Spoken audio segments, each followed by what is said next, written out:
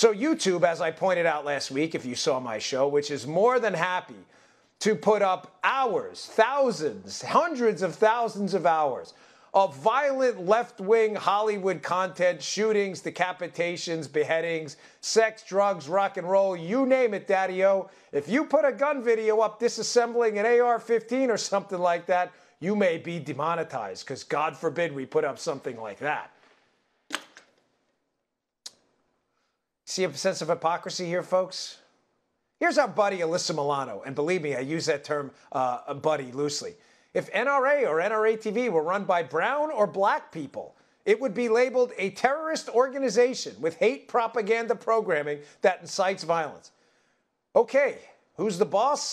Clearly not Alyssa. Alyssa's got the intellect of a slug walking down my driveway. If it were run by brown people, how do you even respond to that? If it were run by brown people, we would do what? We would be labeled a terrorist organization? So are you suggesting what? The NRA has no, I don't even, is the term brown, is that even like an acceptable term? Like brown people or black people?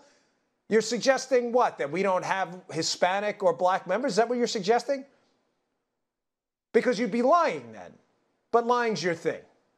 Here's another doozy from our friend Shannon Watts, who, by the way, has a, gosh, I was going to say something that's probably not acceptable for a family show.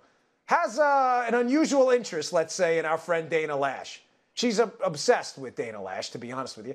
In light of the shooting in San Bruno at YouTube, will the NRA apologize for this disgusting, it's a disgusting tweet now, in which it calls on its members to rise up against the company's decision to take down how-to gun videos. Folks, this shooting yesterday at YouTube was a tragedy, was a human tragedy.